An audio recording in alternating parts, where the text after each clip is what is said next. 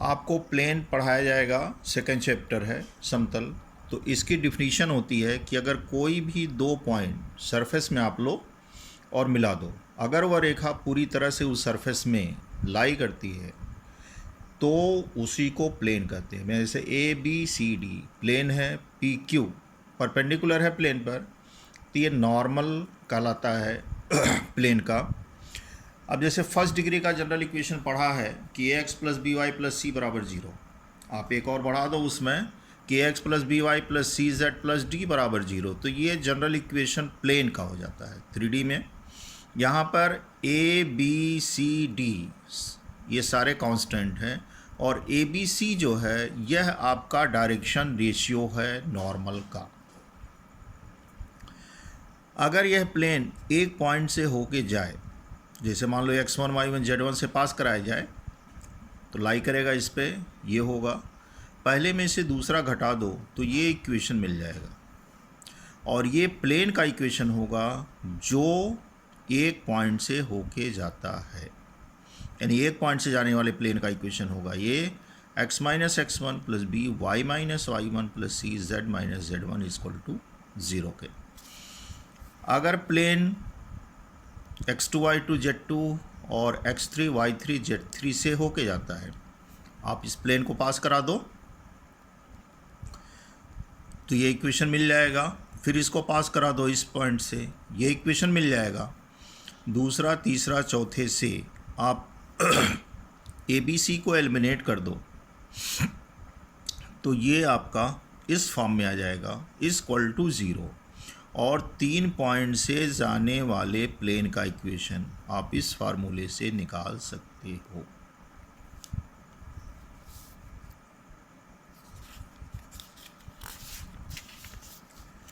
अब यहाँ पे देखो equation of plane in normal form, तो नॉर्मल फॉर्म में L x plus M Y plus N Z equal to P. आपका एल एम एन ये आपका डायरेक्शन कोसाइन है। ओ मूल बिंदु है, ओ से इस पे परपेंडिकुलर ओ ए ड्रॉप किया गया है और इसकी जो लंबाई है वो आपका पी के बराबर है।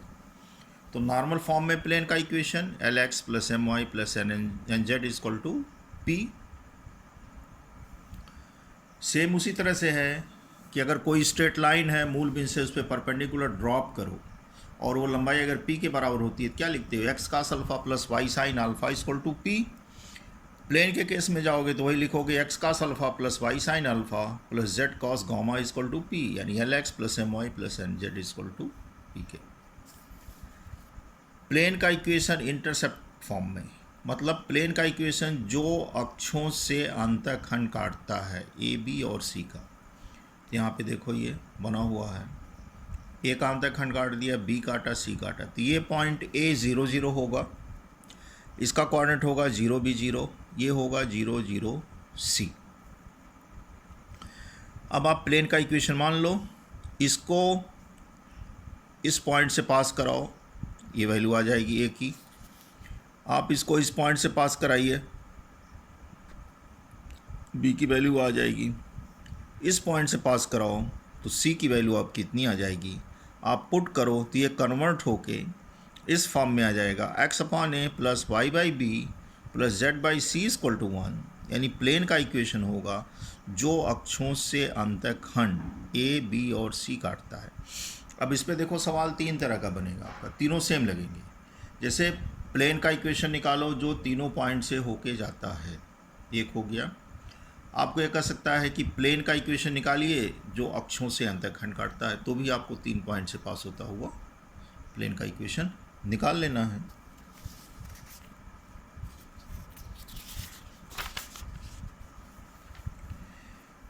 अब यहाँ पे देखो equation plane perpendicular to the coordinate planes, यानी प्लेन का इक्वेशन आपको निकालना है जो कोऑर्डिनेट प्लेन्स के परपेंडिकुलर हों।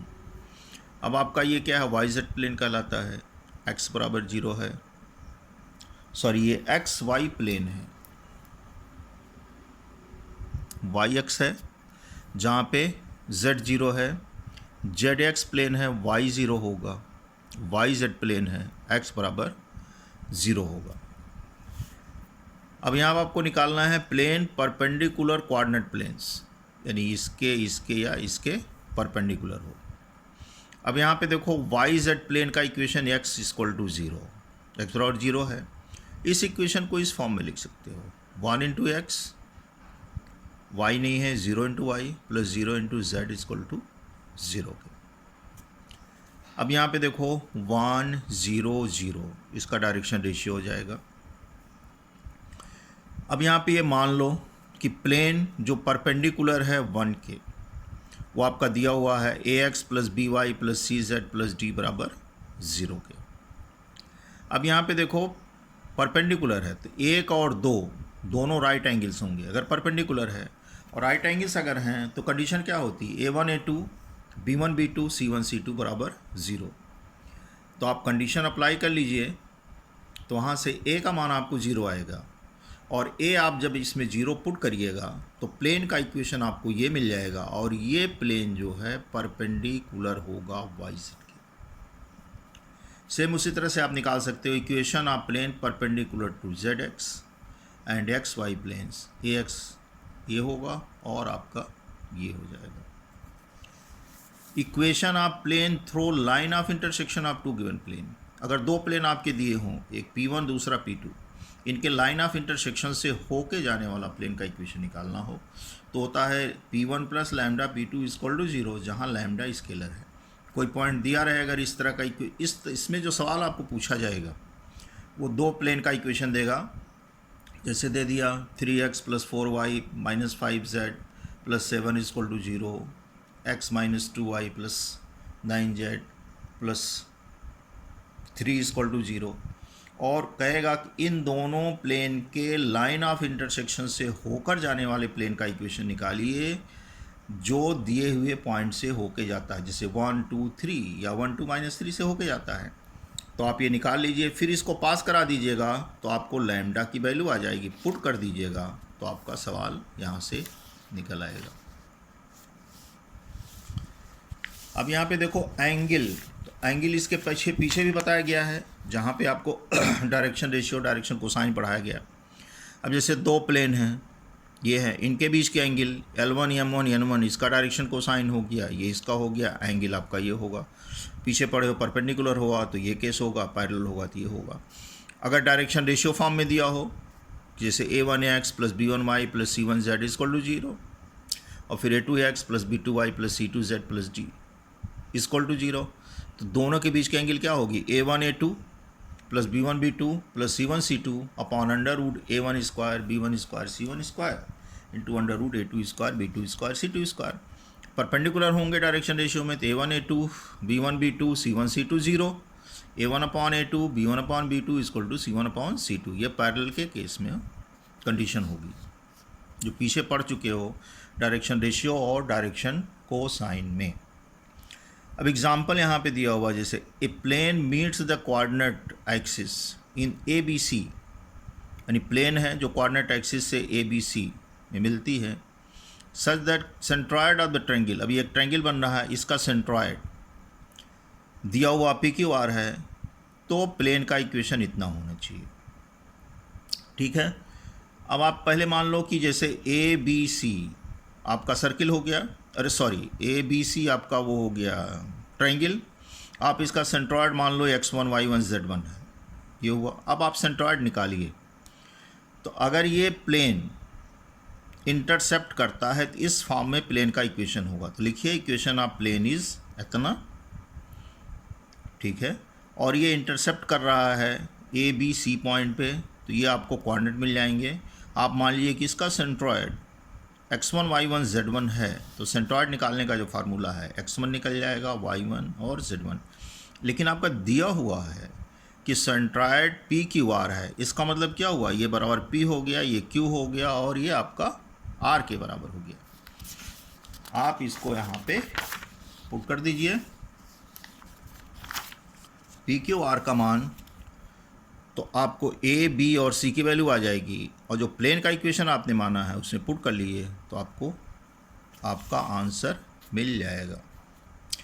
सेकंड क्वेश्चन देखो, इसमें दिया हुआ है, इस टाइप में है कि प्लेन है दो पॉइंट से, यानी प्लेन का इक्वेशन निकालना है जो दो दिए हुए बिंदुओं से होके जाता है और किसी दिए हुए प्लेन पे परपेंडिकुलर है। यानी दो दिए हुए पॉइंट से होके जा रहा है और किसी दिए हुए प्लेन के परपेंडिकुलर है। आपको ये भी दे सकता है कि प्लेन का इक्वेशन निकालिए जो दिए हुए प्लेन के पैरेलल हो किसी दिए हुए स्ट्रेट लाइन से, किसी दिए हुए पॉइंट से होके जा रहा है। अब आप मान लीजिए प्लेन ये इक्वेशन आपने मान लिया।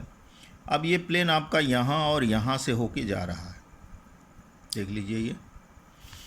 अब यहाँ पे देखो परपेंडिकुलर है इस दिए हुए प्लेन के, तो अगर इसके परपेंडिकुलर है तो क्या हो जाएगा, ये और ये A1 A2 B1 B2 C1 C2 equal to 0 या इस फॉर्म में आ जाएगा।